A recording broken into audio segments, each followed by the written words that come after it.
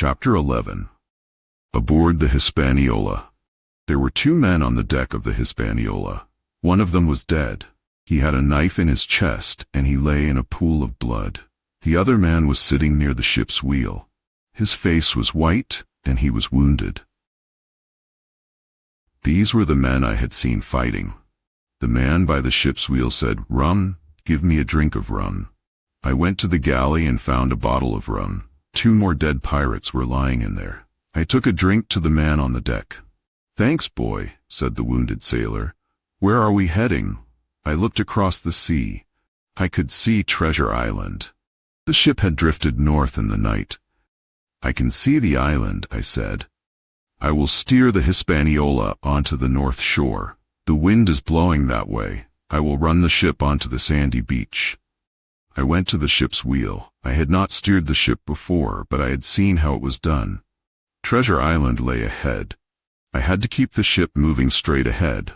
I tried to keep the ship moving towards the north shore of the island. The pirates were on the south shore of the island. I tried to steer straight for the beach. All the time the wounded pirate watched me. After a while he came slowly across the deck towards me. "I'll help you," he said. He pointed to a sandy beach in a bay. "Take the ship into that bay," he said. "The water is shallow because the tide is out. The Hispaniola will stay on the sand. When the tide comes in, the water will get deeper. Then the ship will float off the sand." I did as he told me and steered for the beach. I tried to watch him too. The pirate was wounded, but he was still dangerous. We had almost reached the shore when the pirate stood up. He had a knife in his hand. He moved towards me, swinging his knife. I had a pair of pistols in my belt. I took out a pistol and pointed it at him.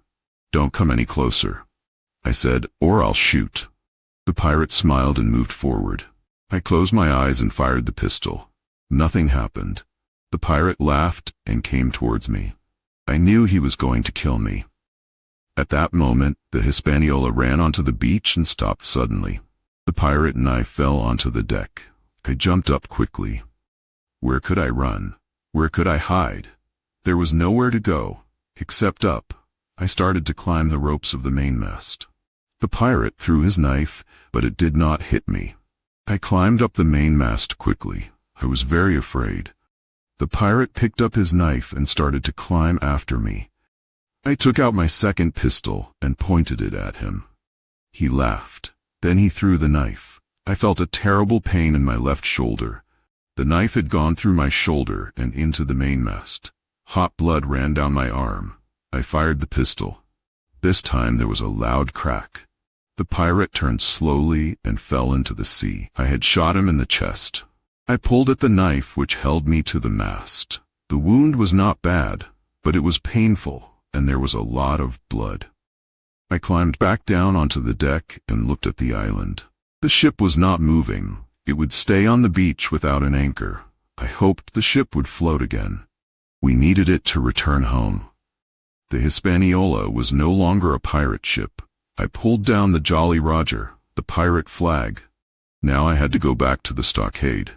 I climbed off the ship and onto the beach. I started to walk to the south of the island.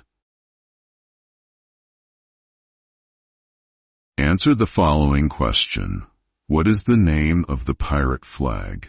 The name of the pirate flag is the Jolly Roger. 1. The wounded pirate says, "Take the ship into that bay." Why does the pirate tell Jim to do this? Because the water is shallow there due to the low tide. The ship will stay on the sand. 2. The pirate wounds Jim in the shoulder. How does the pirate do this? The pirate wounds Jim by throwing a knife at him. 3. What happens when Jim fires the second pistol? He shoots the pirate in the chest, and the pirate falls into the sea.